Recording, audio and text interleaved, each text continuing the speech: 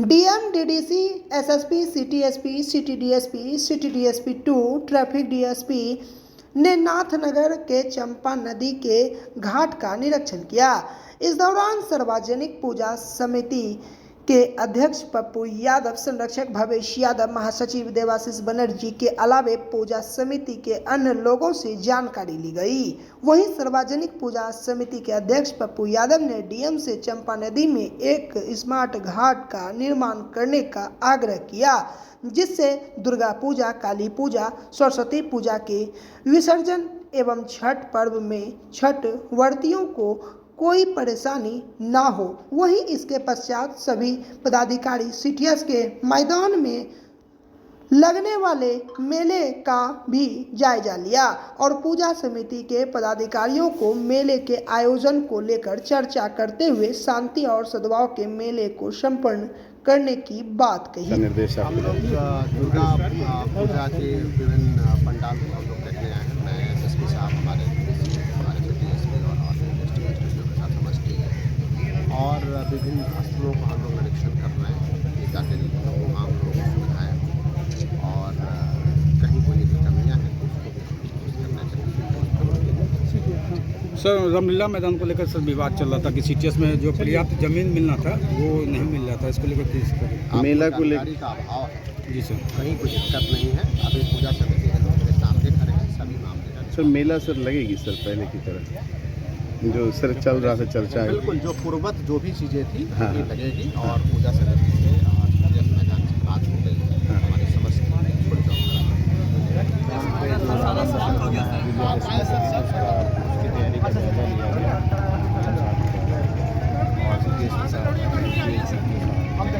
और यहाँ पर पर्याप्त बल की तैनाती स्टेट की भी तैनाती, वॉच टावर भी बनाया जा रहा है और एंट्री एग्जिट गेट पर भी बलों की तैनाती है। कोई समस्या नहीं है उसकी का अवलोकन करने का लगाया बहुत अच्छे से। सर आतिशबाजी का कुछ मानक सर कुछ कहा गया, निर्देशित किया गया समिति है जो बम है वो कम क्षमता वाले उन्हीं को लगाना है।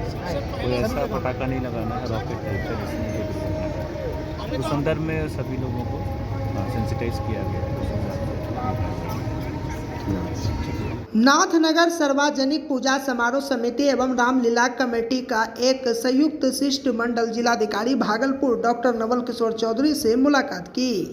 बुधवार की दोपहर 1 बजे इस दौरान सीटीएस में होने वाले रावण वध एवं मेला लगाने हेतु बातों को लेकर चर्चा की गई, जिसमें जिलाधिकारी के द्वारा आश्वस्त करते हुए कहा गया कि रावण वध के साथ वह मेला भी शांति सद्भाव के माहौल में पूर्व की तरह किया जाएगा। इस शिष्ट मंडल में पूजा समिति के अध्यक्ष पप्पू यादव, संरक्षक भवेश यादव, महासचिव देवाशीष बनर्जी, अशोक राय, रामलीला कमेटी के रविंद्र भगत के साथ साथ गोपालपुर विधायक गोपाल मंडल भी उपस्थित हुए। ये जो सीटीएस के मैदान में 200 साल पुराना इतिहास रहा है।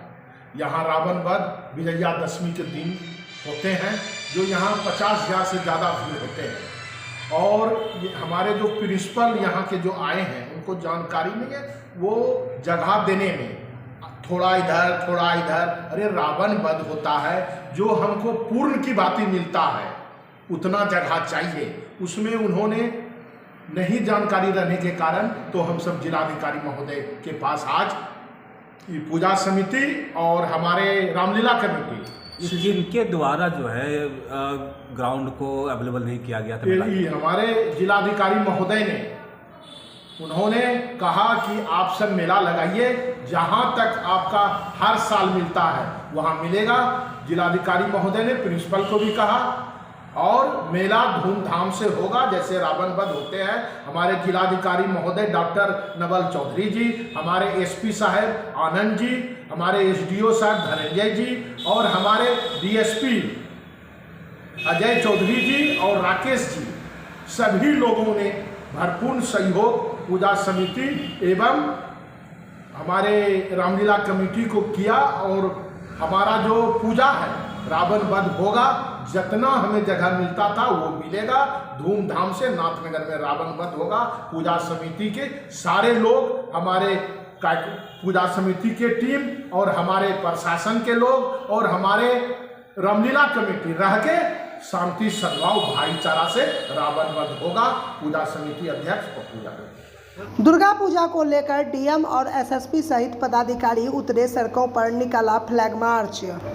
भागलपुर में दुर्गा पूजा के मद्देनजर पुलिस प्रशासन पूरी तरह से चौकस है। पुलिस के आला अधिकारियों के द्वारा संवेदनशील इलाकों पर विशेष नजर रखी जा रही है। बुधवार की दोपहर 2 बजे इसको लेकर जिलाधिकारी डॉक्टर नवल किशोर चौधरी, एसएसपी आनंद कुमार समेत शहरी क्षेत्र के कई थाने की पुलिस ने फ्लैग मार्च किया।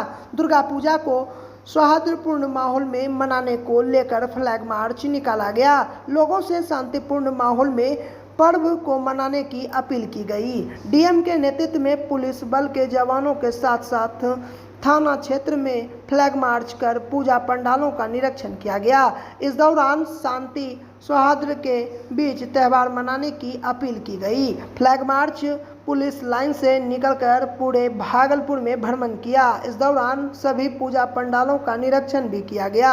असामाजिक तत्वों एवं उपद्रवियों को सबक सिखाने की नीयत से निकाले गए फ्लैग मार्च में सशस्त्र जवान सड़क पर कतारबद्ध होकर चल रहे थे। बता दें कि दुर्गा पूजा को लेकर इलाके के असामाजिक तत्वों की गतिविधियों पर पुलिस की पैनी निगाहें हैं। शहर वासियों को, समस्त भागलपुर वासियों को दुर्गा पूजा की शुभकामनाएं एवं बधाई देता हूं एवं उनसे आग्रह करता हूं कि शहर में प्रशासन की तरफ से जितनी भी सुविधाएं होनी चाहिए थी हम लोगों ने मुहैया कराया है।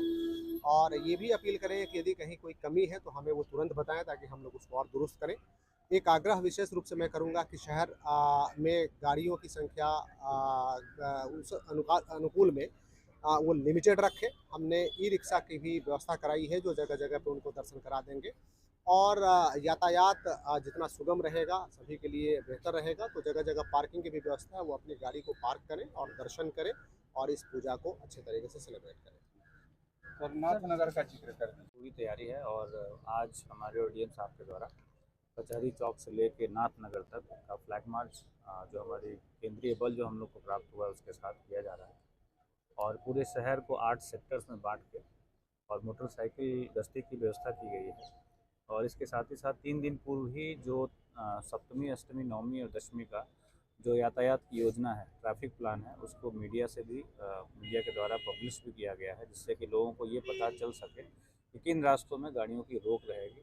और सभी लोगों से ये अनुरोध है और उनसे अपेक्षा भी है कि प्रशासन को, पुलिस को इस पूरे त्यौहार को शांतिपूर्वक संपन्न कराने में मदद करें और जो भी जहाँ पे जो बंदिशें लगाई गई हैं उसका अनुपालन करें, ताकि ये आपके लिए है। और जो कोर एरियाज़ हैं, जैसा डीएम साहब बोले कि उनके वहाँ पे ई रिक्शा की व्यवस्था की गई है, तो वहाँ पे आपको एक पंडाल से दूसरे पंडाल जाने में असुविधा नहीं होगी। लेकिन नियमों का पालन करें, जो बंदिशें हैं उनको पालन करें, ताकि आप भी सही समय पर अपने घर पहुँच सकें, बाकी लोग भी सही समय पर अपने घर पर पहुँच सकें। तिलकामाझी थाना क्षेत्र के सचिदानंद नगर कॉलोनी में सिपाही के पत्नी का फंदे से लटकता हुआ शव बरामद किया है।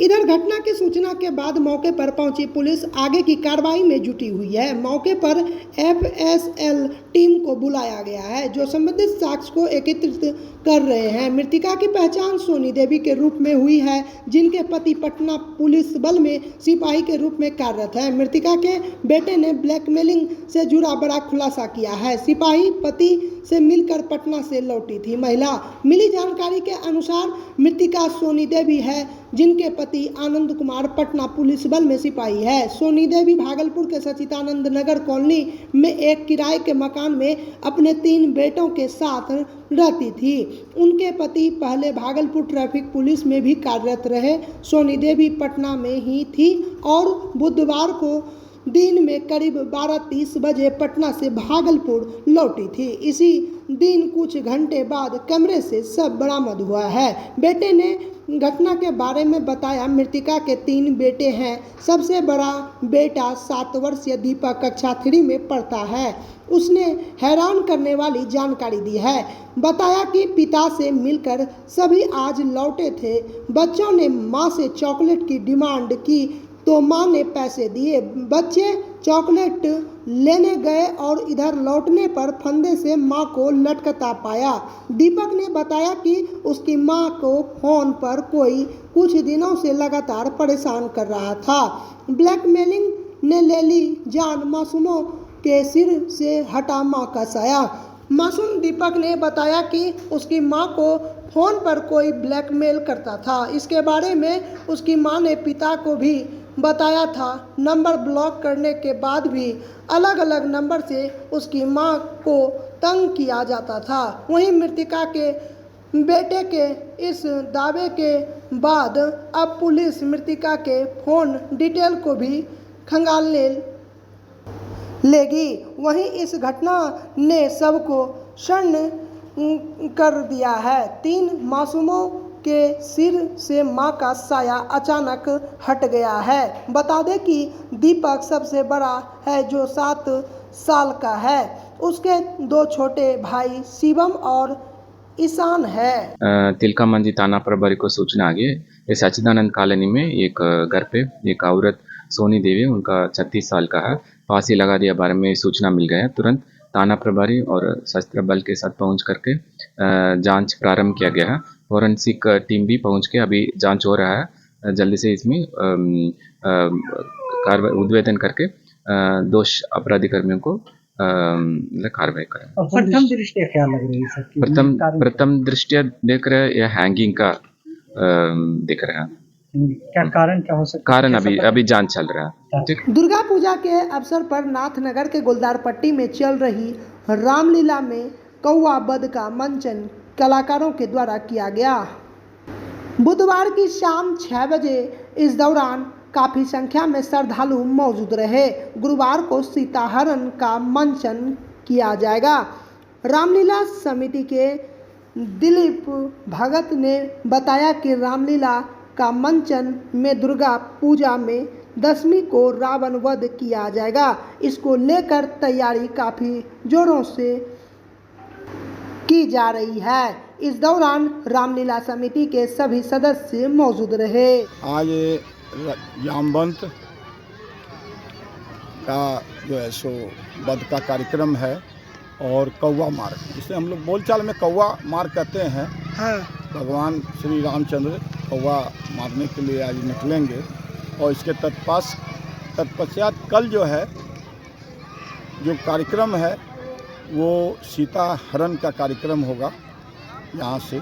और श्री हनुमान जी के किस चीज़ को लेकर हो रहा है ये रामलीला हम लोग अच्छा सन 1846 ईस्वी से इसी सीटीएस मैदान में भगवान श्री रामचंद्र का वनवास काल व्यतीत होता है और हम लोग इसको नाट्य मंचन के द्वारा यहाँ प्रस्तुत करते हैं, जिसका अंत जो है 12/10/2022 विजयदशमी के दिन रावण वध से समाप्त होता है, जिसमें हमारे जिला प्रशासन, डीएम साहब, एसपी साहब, अनुमंडल, अन्य पदाधिकारी के द्वारा टोटल पदाधिकारी आते हैं जिला का, और उनके द्वारा जो है सो ये कार्यक्रम का समापन होता है। रावण पुतला दहन के बाद इस कार्यक्रम का समापन। मैं दिलीप कुमार भगत, श्री रामलीला समिति गोल्लार पट्टी नाथनगर के महासचिव हूँ। ठीक। हम लोग राष्ट्रीय डाक सप्ताह मना रहे हैं जो 7 अक्टूबर से 11 अक्टूबर तक चलेगा। आपको जानकारी है कि 7 अक्टूबर को हमने मेल से पार्सल डे मनाया, 8 अक्टूबर को हमने कल फिलाटेली डे बनाया। डाक टिकटों के संग्रह के शौक को बढ़ावा देने के लिए बच्चों को स्कूलों में गए, उनको हमने जो है कार्यशाला उनके साथ किया। आज विश्व डाक दिवस है और विश्व डाक दिवस पर हम लोगों ने आज सुबह जो है हमारे जितने भागलपुर के करीब 200 डाकघर के कर्मचारी और अधिकारी ने एक रैली निकाली। डाकघर की सेवाओं के बारे में जनता में जागरूकता पैदा करने के लिए आज भागलपुर में एक रैली निकली है। उसके बाद एक पेड़ माँ के नाम ये अभियान चल रहा है। उसके अंतर्गत भी हम लोगों ने वृक्षारोपण किया है हमारे डाक कॉलोनी में, पोस्टल कॉलोनी में। कल 10 अक्टूबर को जो है अंत्योदय दिवस होगा, जिसमें जो समाज के हाशिए पर गरीब, पिछड़े या जनजातीय क्षेत्रों में हम जो है अपनी सेवाओं के बारे में जागरूकता पैदा करने का अभियान चलाएंगे और कल आधार का कैंप भी कई जगह हम लगाएंगे। जिन लोगों का आधार नहीं बना है या अद्यतीकरण करना है। 11 अक्टूबर को हम लोग वित्तीय सशक्तिकरण दिवस मना रहे हैं। उसमें हमारा फोकस होगा कि जो हमारी जो बेटियां हैं, जो बच्चियां हैं, उनके उत्थान पर, उनके सबलीकरण पर, उनके एम्पावरमेंट पर, यानी उसको हम जो है सुकन्या समृद्धि खाता खोल कर सकते हैं, उनके भविष्य को सुरक्षित रख सकते हैं। और इसके अलावा हम डाक चौपाल का भी आयोजन प्रति सब डिवीज़न हम करेंगे। भागलपुर में 4 सब डिवीज़न है, 5 है और उसमें से 3 हम प्रति सब डिवीज़न करेंगे। डाक चौपाल में हम गांव में जाकर हम अपनी सारी सेवाओं को उनके द्वार तक पहुंचाने का प्रयास करते हैं, उनका काउंटर लगाते हैं और ग्रामीणों को अपनी सेवाओं के बारे में बताते हैं, उनकी सेवा प्रदान करते हैं। तो ये डाक सप्ताह के आयोजन का ये समय सारणी है और इसके मुताबिक पूर्वी क्षेत्र जो है यहाँ से जनता तक अपनी सेवाओं को पहुँचाएंगे।